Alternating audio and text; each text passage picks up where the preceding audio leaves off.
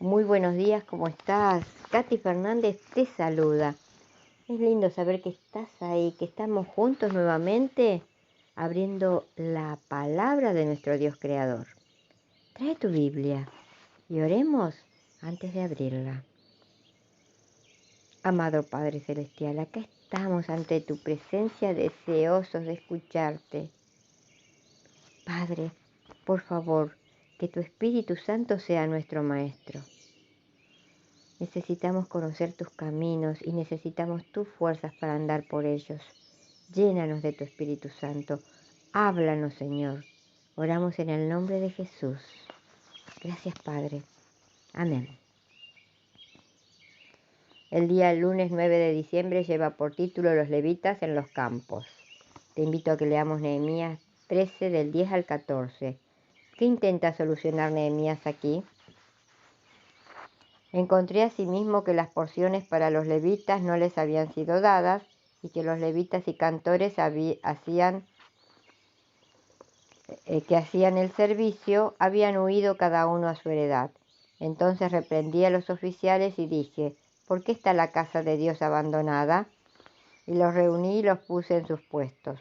Todo Judá trajo el diezmo del grano, del vino y del aceite a los almacenes, y puse por mayordomo de ellos al sacerdote Selemías, y al escriba Sadoc, y a los levitas Pedaías, y al servicio de ellos a Hanán, hijo de Zacur, hijo de Matanías, porque eran tenidos por fieles, y ellos tenían que repartir a sus hermanos.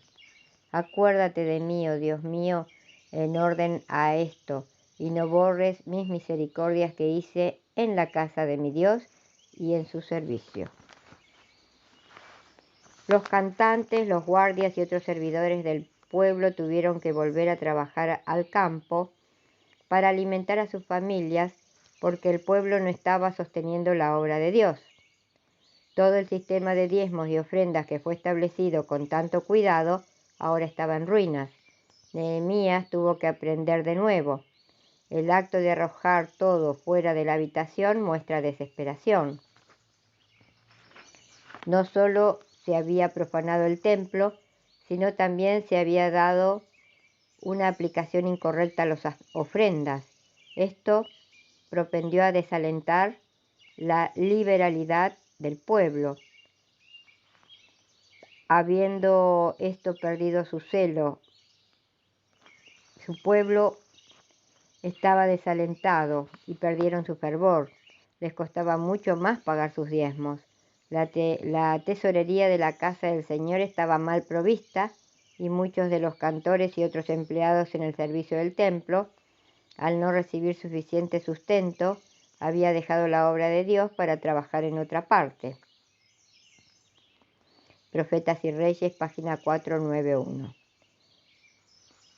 Es fascinante ver que todo Judá se volvió a reunir y reconstruyó lo que se había perdido. El pueblo estaba de parte de Nehemías contra Tobías y Eliasib, porque debieron de haber notado que Nehemías hacía todo lo posible en beneficio del pueblo. Además, Nehemías les confió los cargos de supervisores de los terrenos del templo a hombres a quienes consideraba fieles y dignos de confianza. A ellos se les encomendó la tarea de recolectar los diezmos y ofrendas y asegurarse de que las mercaderías se almacenaran correctamente y también distribuir los recursos de las partes correspondientes. En otras palabras, Nehemías encontró y arrancó de raíz el sistema corrupto de liderazgo aparentemente de un plumazo. Aunque Nehemías designó a hombres fieles en la organización del templo, el corrupto sumo sacerdote Eliasib no perdió su puesto, ya que se transmitía a través de los descendientes de Aarón. Su trabajo en el templo es posible que haya quedado paralizado por las medidas de Nehemías de asignar a otros para algunas de las responsabilidades del sumo sacerdote, pero él todavía seguía siendo el sumo sacerdote. Ahora pasamos a la meditación de hoy, que lleva por título Salvados para servir.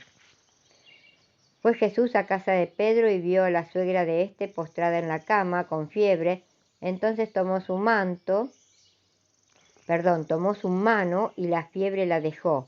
Ella se levantó y los servía. Mateo capítulo 8, versículo 14 y 15. ¿Cuál es el propósito de la salvación? ¿Por qué somos salvados? En el reino de Dios nada sucede por casualidad. Todo tiene una razón de ser. La experiencia que Jesús tuvo en casa de Pedro muestra claramente el sentimiento de la salvación. El sentido de la salvación. La suegra de Pedro estaba enferma, pero Jesús entró en la casa, y donde entra Jesús entra la vida, porque Él es la vida. Él tocó la mano de la suegra de Pedro. El toque maravilloso levantó a esta señora, y el texto bíblico dice, tocó su mano y la fiebre la dejó. Ella se levantó y los servía. Dicha mujer estaba en cama y con fiebre, era una vida improductiva, sufrida y cansada, pero la presencia de Jesús hizo la diferencia. Se levantó y le servía. Fue salvada para servir, fue curada para producir.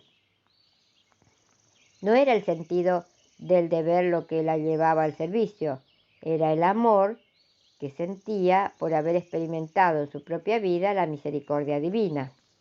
Aquí está la respuesta de Dios para una vida improductiva. Podemos pasar toda la vida en cama y con fiebre, levantándonos y quejándonos de dolor, pero cuando Jesús llega trae no solamente la cura, sino también el propósito sublime de la vida, el servicio. No se puede esperar que un enfermo postrado en cama preste un servicio. Se necesita llevarlo primero a la fuente de la vida y de la salud, Jesús. Antes que los miembros sean incentivados a cumplir con la misión evangélica, primero es necesario llevarlos a entender la belleza del Evangelio. El servicio es un resultado de la salvación. Cuando la persona se baña en la sangre de Cristo y se viste con los vestidos blancos de la justicia de Cristo, el servicio deja de ser una obligación y se transforma en un privilegio. La suegra de Pedro se levantó y le servía. Conozco a centenas y centenas de personas que al no conocer a Jesús andan perdidas en el mundo de la confusión y la desesperación. Pero un día se encuentran con el Salvador, experimentan el perdón de un pasado lleno de amarguras, experimentaron la transformación que solo Jesús es capaz de operar en sus vidas y creyeron. Y sintieron en su propia vida el toque divino. Se levantaron y hoy sirven a Jesús con alegría. En las grandes concentraciones donde se reúnen miles de personas para oír hablar del poder transformador de Cristo, estas personas me buscan y me presentan a otras diciendo, Pastor, muchas gracias porque un día conocí a Jesús y ahora le presento a mi amigo que estoy trayendo para que también conozca a Jesús. Es como una bola de nieve. Los seguidores del Dios vivo, del Dios creador, del Dios todopoderoso, aumenta cada vez más y más. Uno a uno van buscando a otras personas, a varias, para contarles las cosas maravillosas que Jesús hizo en sus vidas. ¿Y tú? ¿Estás contando? Y recuerda, si nuestras palabras no ayudan, no confortan, no hacen bien o no alegran, que nuestro Dios Todopoderoso nos libre de pronunciarlas. Jehová te bendiga y te guarde y tengas un día lleno de su paz. Te invito para que mañana volvamos a encontrarnos, si Dios quiere. Y gracias, de verdad, muchas gracias, porque estás ahí acompañándome.